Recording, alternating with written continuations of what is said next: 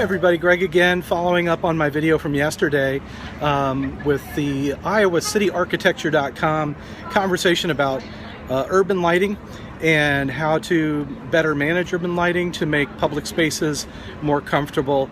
You can see behind me, I just finished having a great lunch at Takanami downtown, and one thing that's nice is we're heading into the summer months. But even so, the sun is still a little bit at an angle, you know, in the southern sky. And so here on Iowa Avenue, we're getting some really nice, cool shade. A day like today, it makes a huge difference. If you're in the direct sunlight, it's hot, it's glaring, it's uncomfortable, and it's not good for your skin, of course, to have extended exposure to direct sunlight. And you'll get an idea of how bright it is out here in just a second. So here I'm just passing between here's the Blue Moose, but you know, the sun is just beating down. It's another like super beautiful clear sky day here in Iowa City.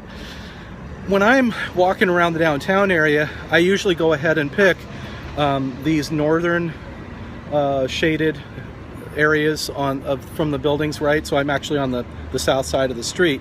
And something else to point out here behind me, University Building, you can see the bright sunlight on that building behind me. It's biology building, and that actually it increases the ambient lighting here in the shaded side of the street.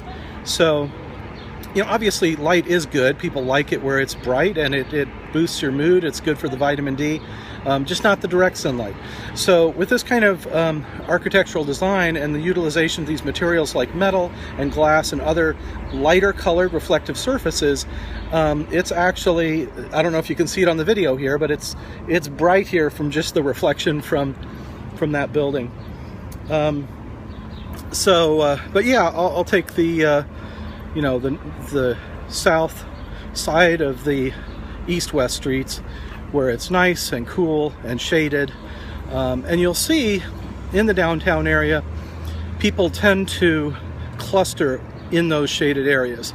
And I'm going to show you an example of that coming up here real soon. There's kind of a cool mural here at the corner of Dubuque and Iowa Avenue. Dulcinea is back there. Just going to jump across the street here, heading over toward the Atlas downtown. There are a lot of really good restaurants in downtown Iowa City. Actually, if you haven't checked it out, it's worth the trip.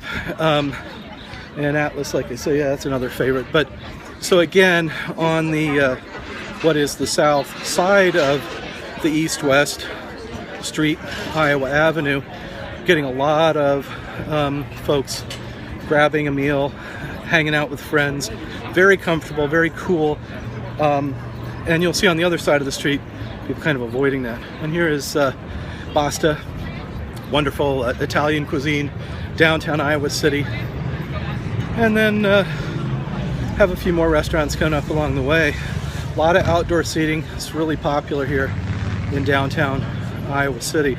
But again, in these shaded areas where, you know, it really helps. Even just a two-story building, you get a big chunk of the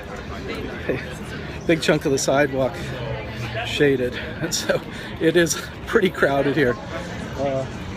Yeah, that was Pita Pit's outdoor dining. And then by contrast, I'm just going to show you what it's like when you get into the sunnier, hotter, more uncomfortable areas. And we're in, you know, April here, right? So this is still kind of quasi-pleasant weather, but people just don't like the heat, right? So, and they don't like that bright sunlight, and everybody's conscientious about skin cancer, and you know, so here's some benches right in the sunlight, and just take a look. So we've got empty bench, another empty bench. I'm just going to keep walking down here, and you can see two more benches, bright sunlight. Nobody wants that, right? Nobody wants that.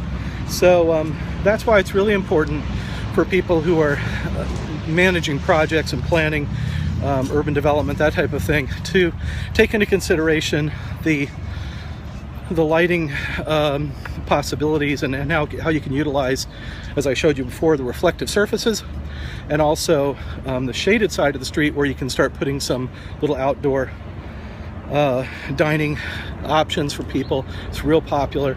And then, of course, vegetation. These trees here provide some great shade in this little spot.